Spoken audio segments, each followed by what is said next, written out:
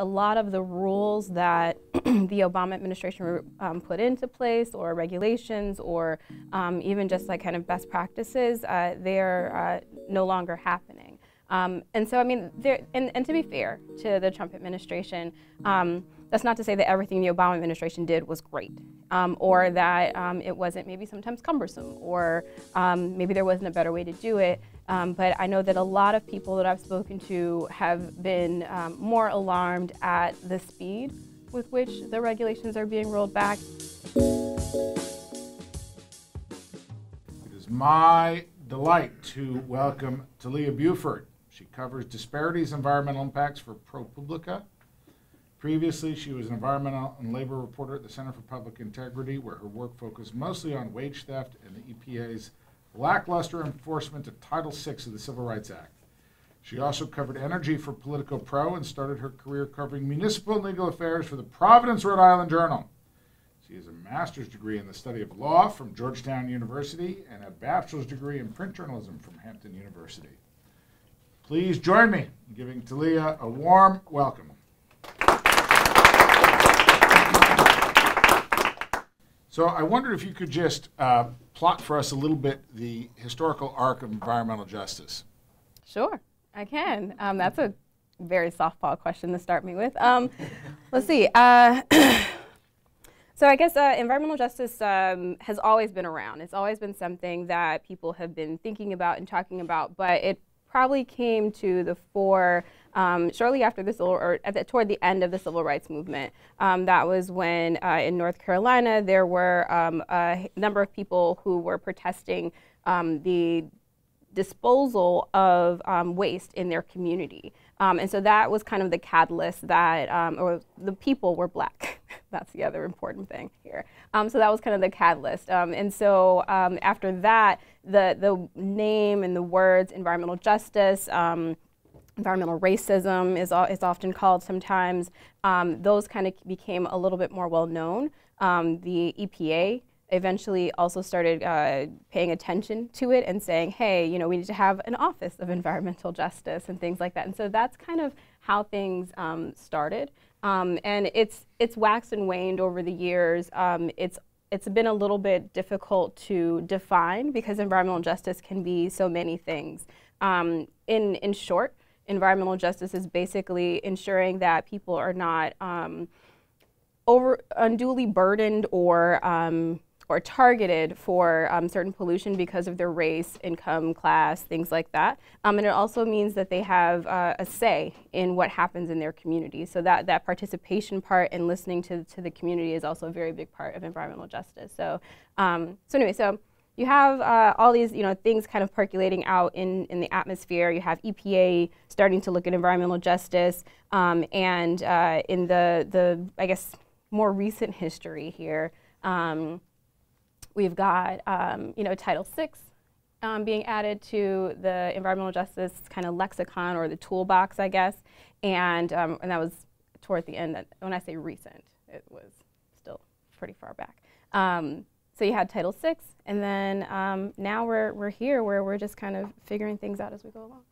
So talk to me a little bit about the way climate change disproportionately impacts communities of color. Okay. All right.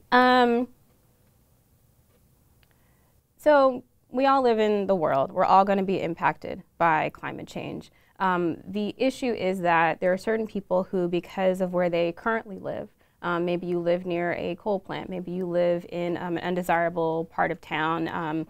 Think about where all of your facilities are located, where your train tracks are, where your landfills are, things like that may be susceptible to other issues that are happening around climate change. Maybe they're super low-lying areas, maybe they're swampy areas, maybe they are just areas that are not as fortified as other places in the city or in your town. The people who are normally pushed into these more vulnerable areas are poor. They are, people of color. They are people they're maybe immigrants. And so those people are the ones or those areas rather, are the places that will experience climate change possibly first, depending on the kind of different effects we're looking at. So maybe flooding, for example, that could be an issue. We're also seeing, when we think about migration, so migration caused by climate change, for example, the people who are being pushed out. You're thinking about indigenous tribes in Louisiana being pushed out of their homeland and things like that. So those are the kinds of places and the kinds of people that often are going to see the effects of climate change first. How did you come to cover this beat? I kind of fell into it. So my career has kind of been a nice little winding road, covering cities and towns and the law in Rhode Island, then I started covering energy policy in DC.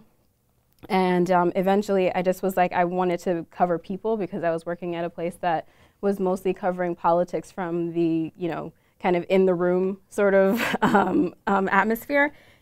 And environmental justice and this way of looking at the environment was a way to kind of meld a lot of my experiences. It has elements of the law. It has my expertise covering, energy and the environment, but it also really focuses on people, which is the reason why I got into journalism in the first place. In your reporting, you talk about how Obama, in many ways, put real teeth into the EPA's approach to environmental justice, and the way the Trump administration is yanking those teeth out. Mm-hmm.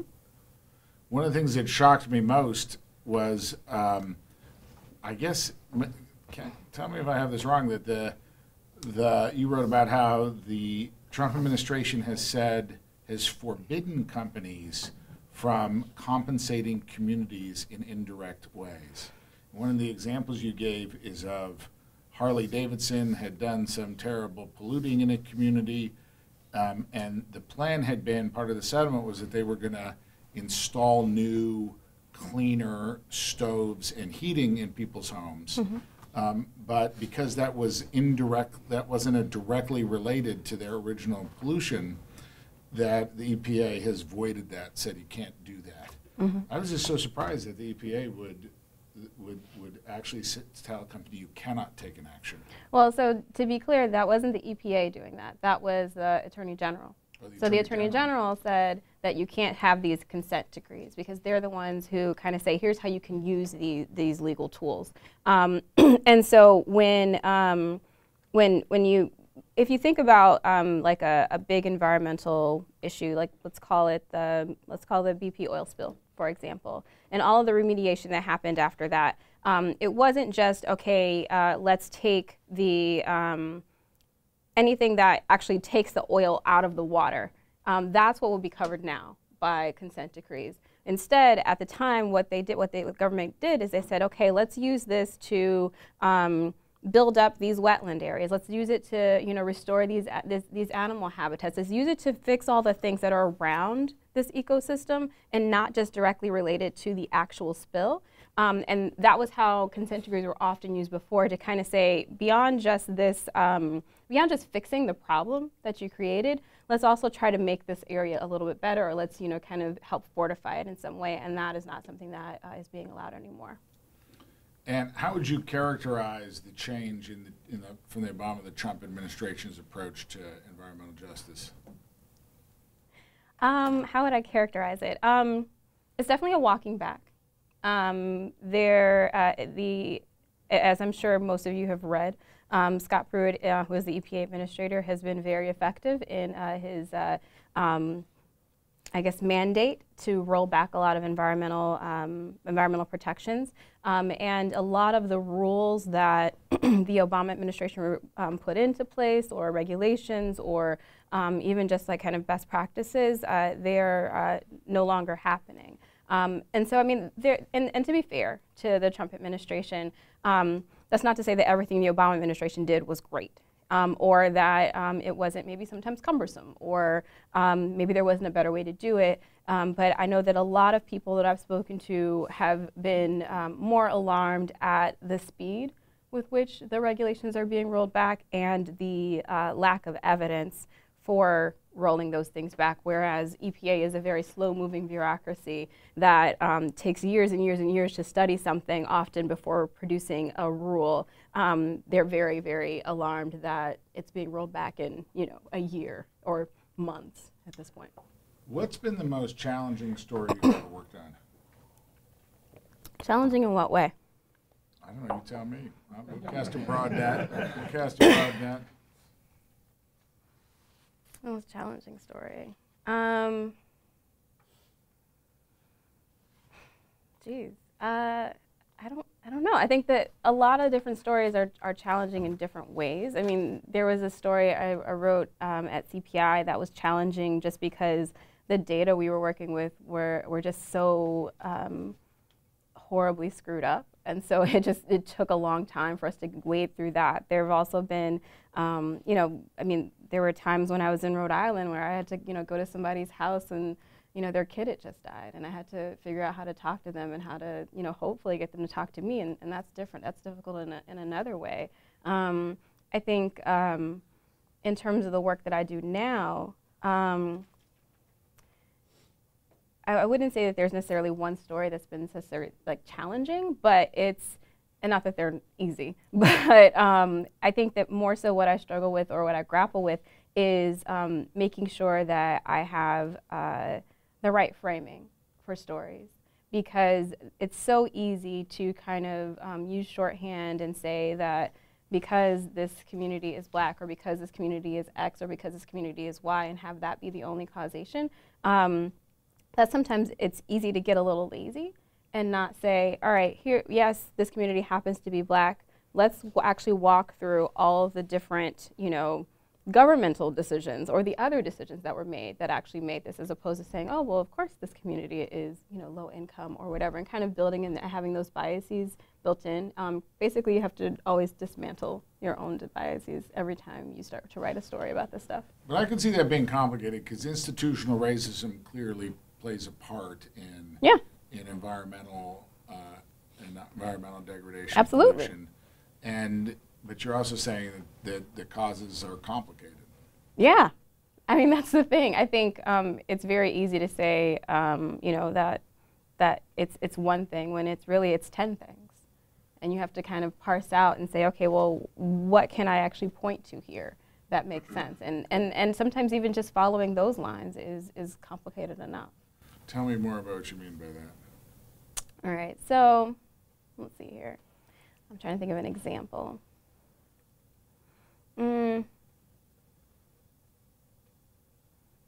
So let's take the story I wrote about who would actually go to jail for the Flint water crisis. Who would go to jail for the Flint water crisis? So Flint water crisis, I'm sure everybody in this room knows all the things that happened. They had, I believe it was, I can't think of the charges at this second now, I'm blanking, but they had some really serious charges there. And the people in Flint were very, very, I guess, skeptical that anything would happen, you know, for a fair reason. We've seen a lot of different people kind of go through and have things that we think, you know, as outsiders are very clear crimes, and maybe not have those things result in charges or result in anybody actually dealing with crimes or dealing with, you know, time served or whatever. And so when I heard about that story, my first thought was, nobody's gonna go to jail. Like, they're just not. Like, and my first thought as a Black person who grew up in Flint, you know, I'm like, well, no, of course they're not gonna go to jail because they don't care about Flint. They don't care about us. We're Black, we're this, we're that, we're that. So that's my first initial thought. And I'm like, okay, now I have to unpack that. Is that actually true? Is that something, can I go through and see if there are other similar cases where somebody has gone to jail? And if so, can I figure out why it might not happen here? Or if it could happen here? And so what we did is we went through and we found, I think 4 or 5 cases where people had been charged with manslaughter, which I think that was the charge. And nobody had gone to jail. Like, that was the thing. It's actually just a very, very hard charge to prove in terms of environmental crimes or whatever.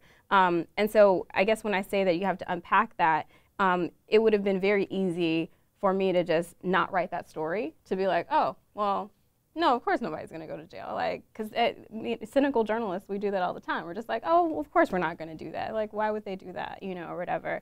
And so, but it takes that extra step to say, okay, this may be what I think, but let me see if it actually is true, and let me prove it out, and maybe I'll find something that surprises me. You've gone from a local beat reporter to a full-time investigative reporter. Yep. What is that transition like, and what makes for a really excellent investigative reporter? I am still figuring that out. No, it's super difficult, actually. You go from, obviously the Providence Journal is a great paper, hometown paper. Well, not hometown, I guess my training ground paper. And, you know, I was covering assignments. You know, I was going out every day and saying, okay, what do I need to do in order to have a story that I can write by 5 so that it can get in the paper, you know, and be published in the next day. Like, we started our website while I was, you know, we started doing our website more thoroughly when I was there. So it's like, it was a completely different world as well. And now, instead of having the pressure of a print deadline, I literally am at a place where they're just like, go look into some things, figure out what's cool, and come back with something interesting.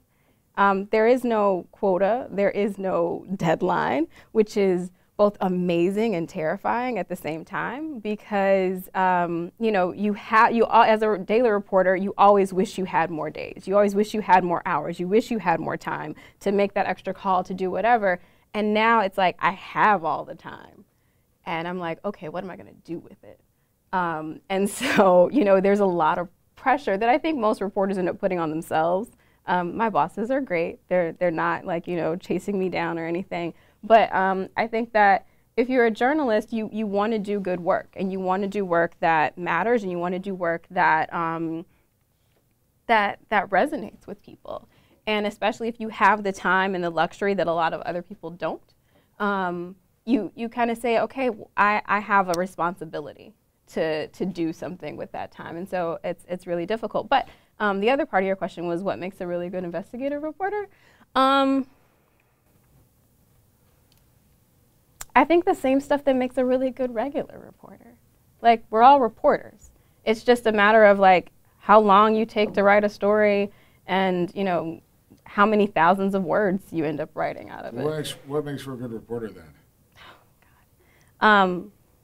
Being able to listen, being able to ask really good questions. You mentioned earlier the challenges in framing a story. Yeah. And I'm wondering when you do that. So your job right now is to go poke around and find interesting things happening. Mm-hmm. And so do you go out there, like this piece you wrote, has the moment for environmental justice been lost? Do you start with a question like that, and then you go out, and so do you start with a frame, and then, like, how, describe your process a little more, how you figure this out? Mm-hmm. And I'm kind of also interested in that about the challenges with covering issues like climate change and pollution, for starters, and then adding adding race to that beat. All right, so let's take this one at a time. So how do I figure out the framing for my stories? Basically, do I kind of, okay, all right. So I'm actually rethinking this a lot right now. I think that what I had been doing is I had been covering or doing investigative journalism sort of like a beat reporter. I would read the paper, I would see what people were writing, and I would look for holes. And I would say, can I fill this hole? Can I answer this question? What other question do I have that I can address here? Or how can I further this story? And I think that that kind of reactive mode is a lot of the way that a lot of journalists end up covering stories. It's how, you know, you learn how to find stories when you're an intern or when you're, you know, an early beat reporter or whatever. And I think that what I'm trying to do now is kind of reverse that process a little bit. And so instead of finding things that have already been written, it's like, all right, well, I want to cover the intersection of race and, you know, climate change, or race and, you know, trash, or whatever it might be. Let me just go out and start listening to people and figuring out what are they actually dealing with, And maybe I hear patterns. Maybe I hear something really interesting, you know, in, you know, Natick, or maybe I hear something really interesting in Flint, or maybe I hear something really interesting in San Diego, and that becomes a story. But I think that those are both two ways, and I think that they're both valuable ways to find stories. It's just a matter of kind of what you want to do and what you want to get out of them. So. And now talk to me a little bit about climate, about reporting on the environment broadly. Mm-hmm. Like, and what are some of the challenges of that space? What do you think are some undercovered stories? Mm-hmm. How should we, you know, how should we think about climate? I mean, you know, it snowed yesterday in April. Yeah. I mean, you also live in Boston. I mean, there's true. That. So. Is that a framing? So, okay, so let's see here. So the challenges in covering climate change. I mean, I think the biggest challenge in covering climate change is getting people to listen to a story about climate change, or to read a story about climate change, because we have heard, we feel like we know everything about climate change. We feel like we have heard everything about climate change or the environment. We're like, oh, we know about that. You know, I'm supposed to recycle, I'm supposed to turn my water off when I'm brushing my teeth, I'm supposed to do these things or whatever. And there are a lot of other things that we just kind of, or you think climate change, or you think environment, and you think polar bears, or you think something like that, as opposed to, you know, it being something right in your backyard. And so I think that one of the biggest challenges in covering the environment or climate change is, one, getting those stories to actually resonate with people. And I think that you kind of talked about, you know, race and climate change. That is one way. That is one frame to get people to pay attention to it. I think that especially at this moment in America, we are paying a lot more attention to race. We are paying a lot more attention to civil rights. We are paying a lot more attention to disparities across groups. And the same as we can look at the disparities between, you know, the treatment by police, or the treatment, you know, of immigrants, or, you know, whatever it is, you can also apply that same lens to the environment. And so I think that I think that people are a little bit more attuned to it now, and I think that they're more willing to listen to it, or at least to say, okay, I'll entertain this, and maybe I'll find something interesting. One of the things that struck me, you said earlier, was how you wanted to talk to people. Yeah. Right? That was part of your transition in your career. Mm-hmm. And, you know, a lot of the ways we've covered environmental issues in the past aren't really about people. No. And I wonder if you want to talk a little bit about how about that intersection, about how the environmental justice is actually a way of humanizing or making big environmental change that feels unapproachable or too big to do anything about it. It makes it very personal. Mm-hmm. I mean, think back, let's see, or what are we, 2018? Think back, you know, 20, 30 years or whatever. I don't know if most of the people in this room can do that, but, you know, like 30 years or whatever. And we're thinking about Earth Day, we're thinking about all these different things. The conversations that you got out of the big green environmental groups were not necessarily about people. It was about conservation. It was about, you know, your national park. It was about, you know, something like that, or whatever, or recycling. It wasn't, and that was a big tension in kind of the EJ community, because it's like, it was seen, and you've probably heard this, that you know, people of color or low-income people didn't have the bandwidth to think about climate change, or to think about the environment, because they had to deal with, you know, low-income jobs, or, you know, having to put food on their table, or other issues that, you know, people kind of assign to certain groups or whatever.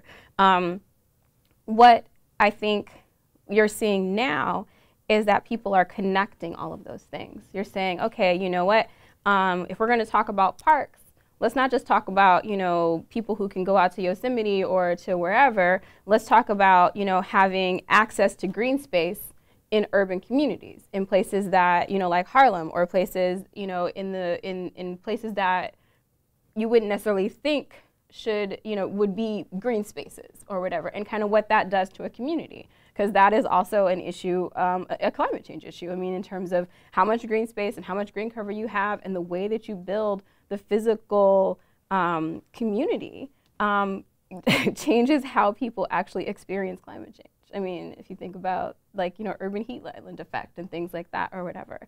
So I think that what we're seeing now is we're seeing more, you're seeing it not just in environment, you're seeing a lot of more intersectionality in things. You're seeing people saying, you know what, I can be a person of color and I can care about the environment and I can care about immigration and I can care about police violence and I can care about all these things, and I want to know how they all intersect. And they do. I'm going to open it up to questions from the room in a moment, but when you, I guess one of my questions is about intersectionality and how that increases the complexity of storytelling, and how do you handle that as a journalist? Yes, it does increase the complexity, but that's kind of our job. I mean, like, as journalists, we are tasked with interpreting the world for people. And I think that for a long time, we have interpreted it in a very simplified way.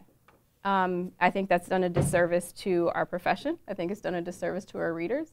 And I think that it's at times made us lazy because we just kind of lump people into groups, or we lump people into tropes or stereotypes and things like that, as opposed to saying, you know what, no, there's a lot of things happening here, and yes, it's going to be a lot more complicated for me to write about it or to understand it, but it's worth unpacking.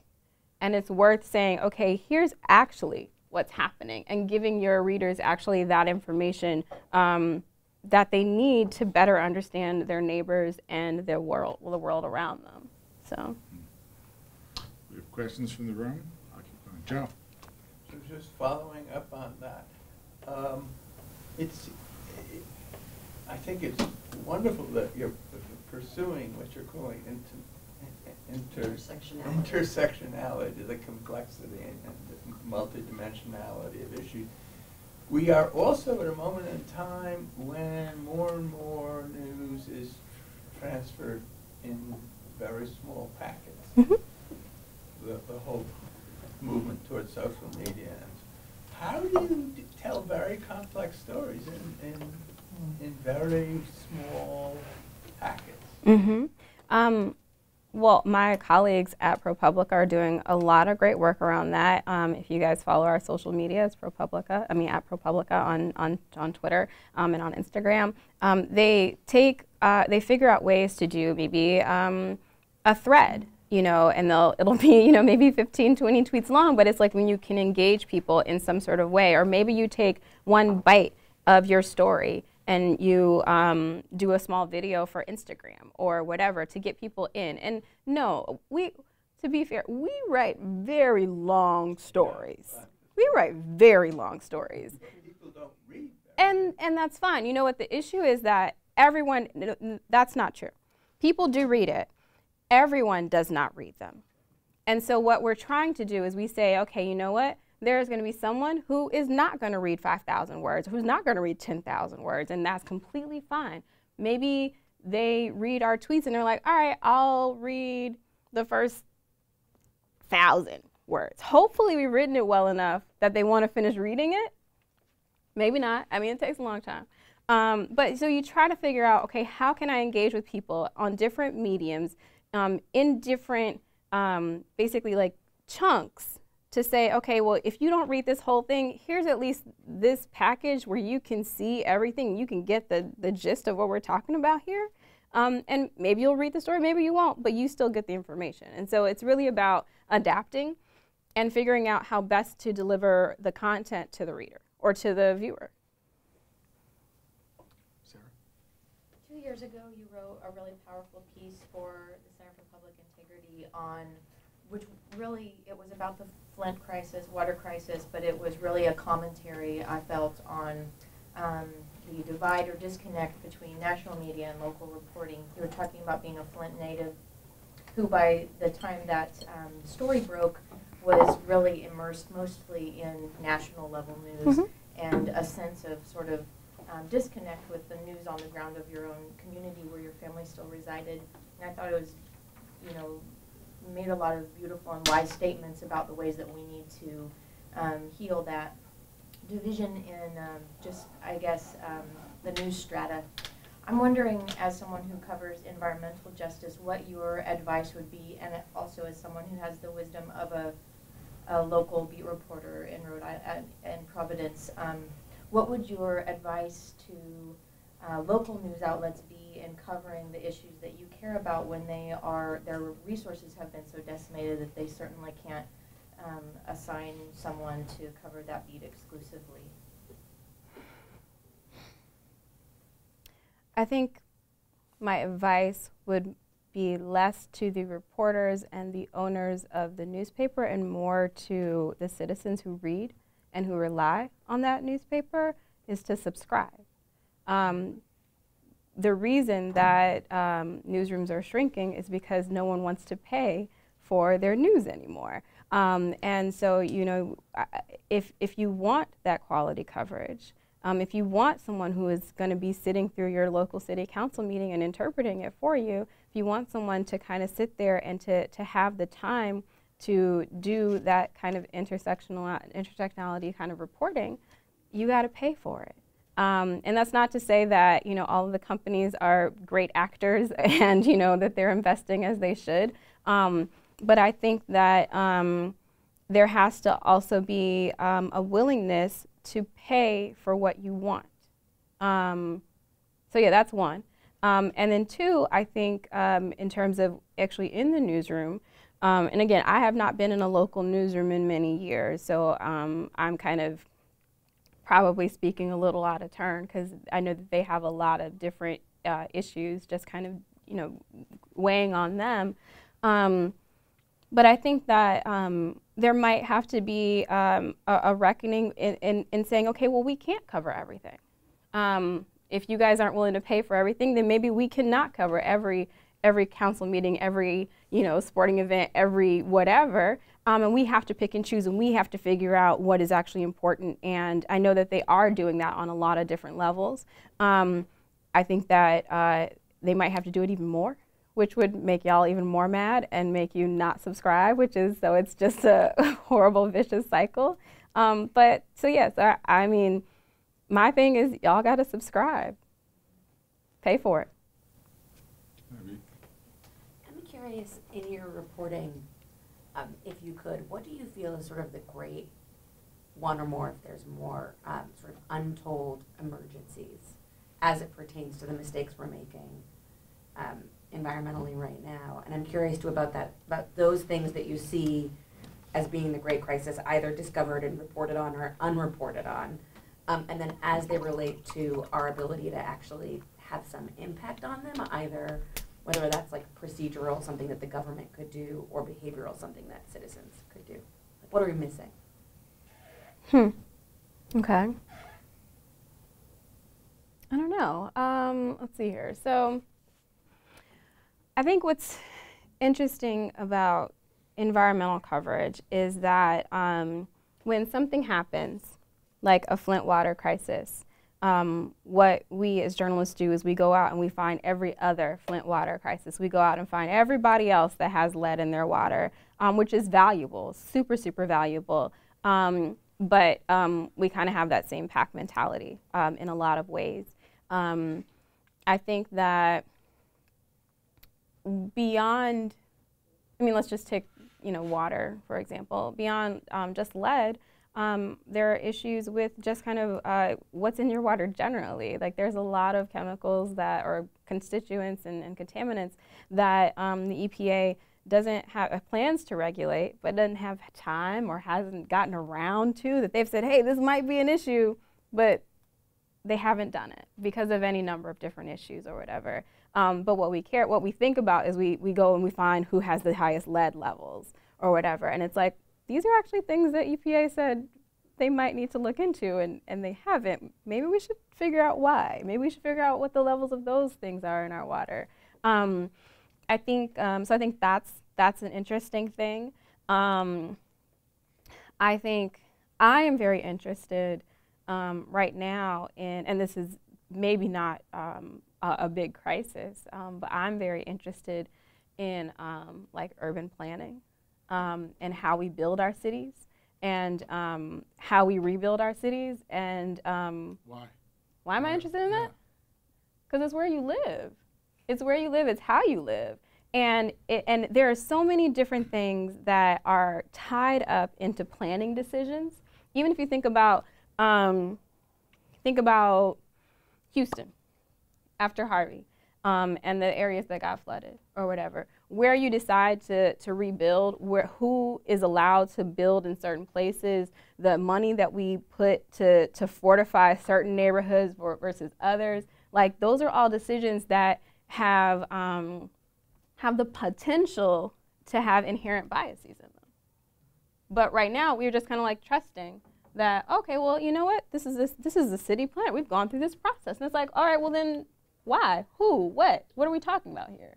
Like, we're thinking a lot about resilience, but we're not thinking about, or maybe, and some people are, but we're thinking a lot about resilience and kind of how we make sure that cities and towns can survive climate change and whatever. But it's also like, who survives? You know? And what are we sacrificing? Is it because we're going to save this part of town because it's where all the businesses are? Like, does that make that area more valuable than this area that just has people? And why? So that's why I'm interested in it. But anyway, to answer your question, it's not necessarily like emerging crisis, but those are things that I'm interested in. We go here, introduce you. Yeah. I'm Logan. I'm an undergraduate at the college. I'm studying environmental science, public policy, and journalism. So as a millennial, I look at climate change and I see injustice and unprecedented natural disaster and ocean acidification and migrants. And these are existential problems, but we don't see reporting on these issues until there is a Flint or a Keystone Pipeline or just bigger, or a Paris Agreement, pulling out of the Paris Agreement. And in your opinion, why isn't this always front page news, especially for those mainstream media outlets? So to be fair to them, the front page is only so big. That's the quick answer to your question. You can only put so many stories on the front page. You can only put so many stories on a home page. I mean, you can rotate them in and out, but it's not always going to be the thing. And also, when you are in a world where we're literally, like flirting with, nuclear disaster, a lot of this stuff is like, all right, which one do you put on the front page? I think I might put nuclear disaster on the front. Like those are, it's always a judgment game. And I think that's also a part of why we maybe need different voices in the newsroom, because those judgments are made by certain people. And so there are certain people who are going to say, you know what, anything the president does is going to be front page news. Anything that, has X or Y or Z is going to be front page news. And if you have more voices in the newsroom to say, well, you know what, hey, this may not be, Trump tweeting about something, but this is also really important and they can advocate for that, then maybe you will start to see more of those things on the front page. And I think also, to be fair to environmental reporters, we haven't stopped writing about these things. It may be that you're not paying attention, but they are out there. There are lots of great reporters in DC, around the country, covering this stuff. I was one of them, not the great reporter, but I was one of the reporters covering this stuff in DC. And I think you're great. Well, thank you. But it's there. And I think that if you're interested in it, partially stop waiting for us to tell you that it's important. Like, stop waiting for it to show up on the front page. Say, okay, you know what, I'm gonna go look at Inside Climate. I'm gonna go look at these trade pubs. I'm gonna go look at, you can follow everybody on Twitter and they, write about their stories on there and they put them when they're behind or when they're in front of paywalls. So you can get that information if you want it. But anyway, to fix the front page thing, you gotta change who is talking about the front page. How do we get people to care more or less? It's very easy for me to get stuck in my echo chamber and talk to my professors and peers about this and think that everyone cares about climate and the environment. but that's not always the case. Mm-hmm. So basically, how do you get it to resonate with people? I think also that it is resonating more today than it was 10, 15 years ago. I think drawing those connections to people so that they can see that it actually does impact their daily lives is a way to draw that connection, to make sure that they understand it, and also telling stories in different ways as opposed to just like, this is an environmental story, and if you read this, you are caring about the environment. It's like, hey, no, like, you know, this is the story everybody kind of trotted out as a way to do this, but it's like, hey, my wine is gonna get mad expensive because of climate change, or olives, or, you know, like all these things. It's like, okay, people are like, oh, my Malbec is gonna be impacted? Let's talk about this. And so it's like when you can figure out ways to connect with people in those ways, they're still reading about the environment, and they're still understanding that the environment will impact them, but it's not like I'm gonna beat you over the head with like climate change and CO2 and all these things. It's like, let's just all write about wine. There you go. That's it. That's the answer. There. Yeah. You were 3 years ago. You were part of the great coverage by the Center for Public Integrity on the fact that at that time the EPA's Office for Civil Rights had never made a finding to the benefit of a community, and that's under Clinton, Bush, W, Obama, and now we have the Trump administration, of which Mustafa Ali, of course, resigned because he felt this was the one administration he could not work with. Mustafa Ali was the former head of the EPA's Environmental Justice Division. So I'm wondering, where has the energy in environmental justice communities gone to with no EPA having their back? As tough as it was to get Obama's attention, now they have no attention. So where is the energy? Maybe, you know, think of 2 or 3 communities that you can think of, and of how they're rechanneling, refocusing, and still trying to keep the attention. And as a final addendum to that, for instance, I'm originally from Wisconsin, where Governor Scott Walker has essentially decommissioned the Department of Natural Resources to the level where people used to want the EPA to come in, the regional office to come in to remedy what the state was not doing. And now you have several states, particularly those that Trump won in the Midwest, where there's no backup for anybody. The state's gone, EPA's gone. So where's the energy in the environment? Justice communities going to like deal with that? When I talk to advocates now, they obviously don't go to the federal government anymore, like you said. They are not filing, you know, Title VI cases at the same rate that they were. They didn't file a lot at the time, but they're also just like, that's not even an avenue really for us anymore.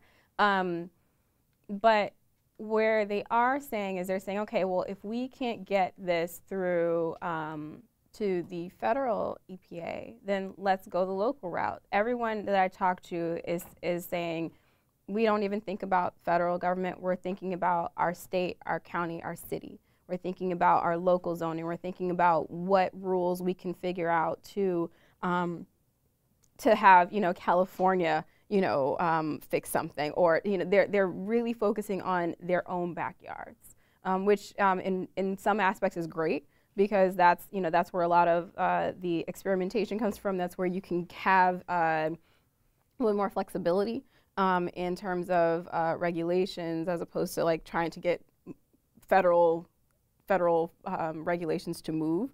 But it also means that protections are scattershot, because you have to go into every community and say, I need to fight this fight in, you know, Alabama, or, you know, Birmingham, you know, or whatever, not even Alabama, like in this community or whatever. A lot of them are taking it to the state courts. They're filing different kinds of different kinds of lawsuits.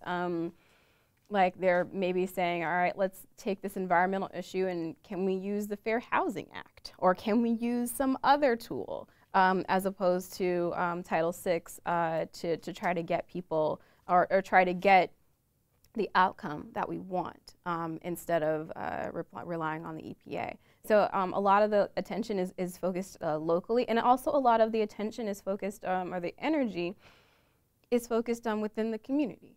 And so I remember I was talking to someone from East Chicago.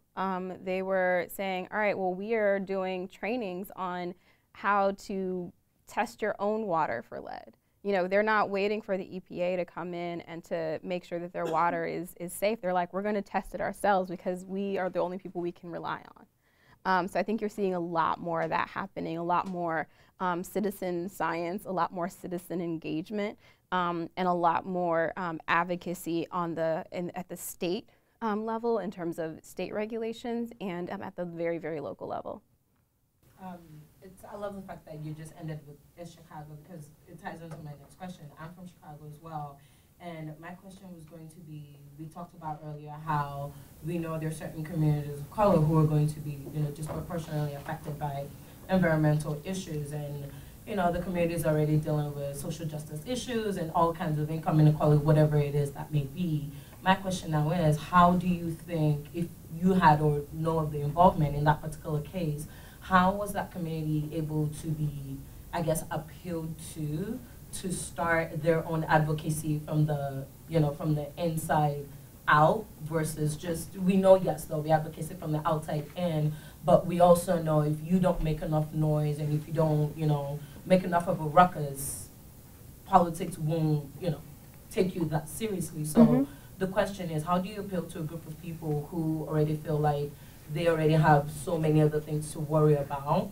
How do you say, hey, environmental issues are equally important, and how to galvanize a group from the ground up, from the inside out, on top of all those issues to say, yes, this is important, let's work on it.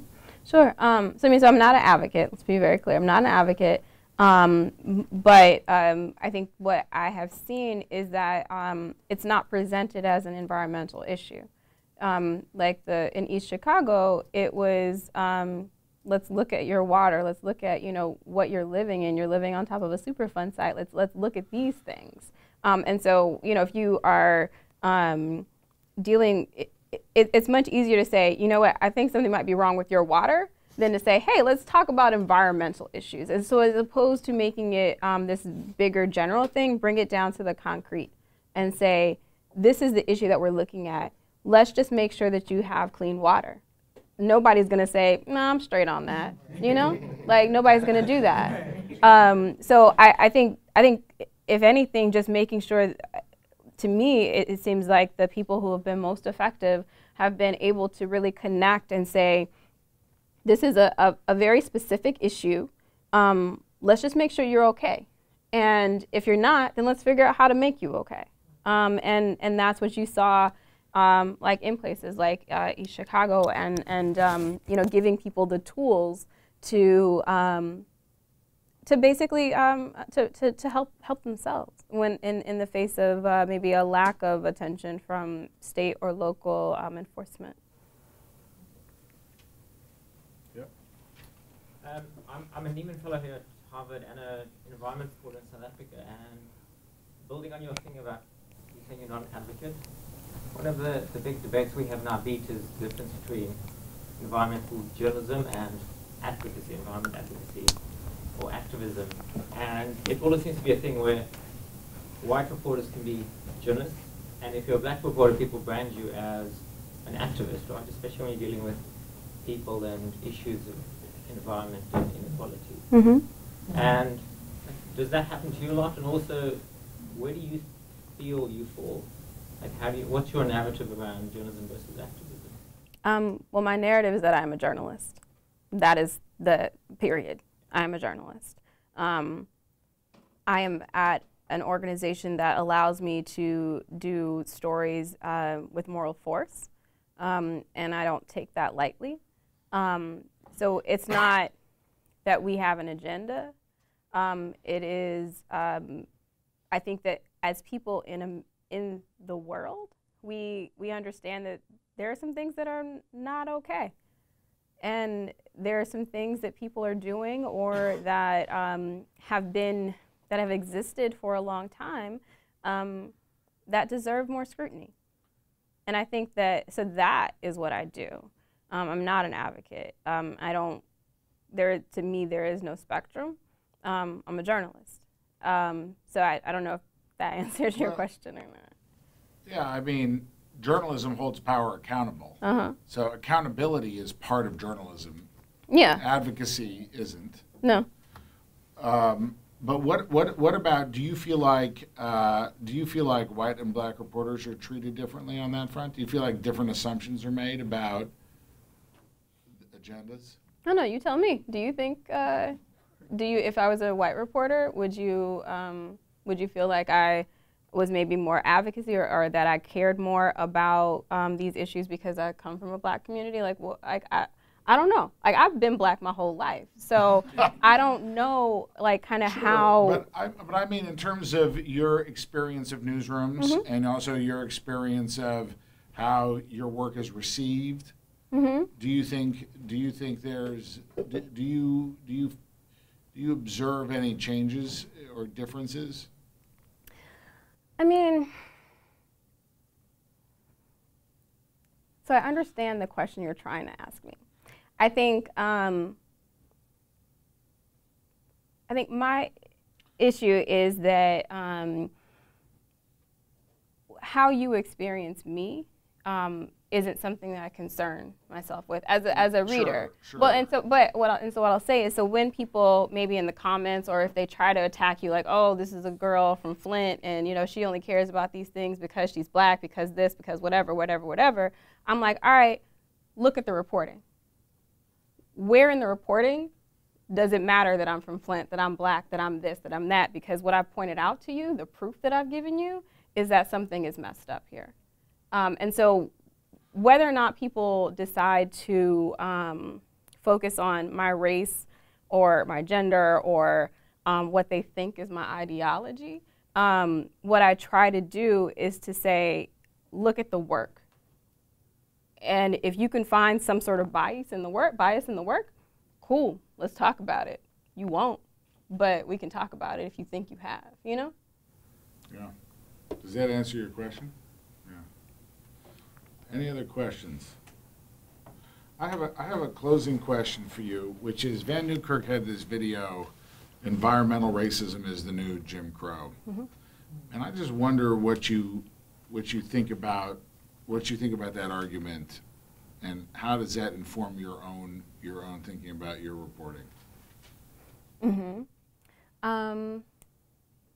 So it was a great video, and I think that it definitely is something that is helpful for people who don't always cover the environment to understand the framework and understand the stakes that we're talking about here. We have the language to talk about mass incarceration. We have the language to talk about, police brutality and a couple of other issues. But you don't necessarily understand sometimes how to talk about those same things when it comes to the environment. And so kind of what Van did with that video is, kind of draw some of those things. It's like, hey, you're upset about this thing? Here's this other thing that's very similar, and here's how they parallel, and here's why you should care about those things. And so I think that anything that helps to bring the environment and kind of the civil rights sort of social justice-y lens to the environment to help people understand how to get their heads around it is helpful and is necessary if we want to actually have a real conversation about what it means in terms of environmental justice and what climate change will mean to people who are of color or low income or anything else. Talia, I want to really thank you for your time, and not only for your time, but for your exceptional reporting and your work. So thank you very much for joining us today. Thanks.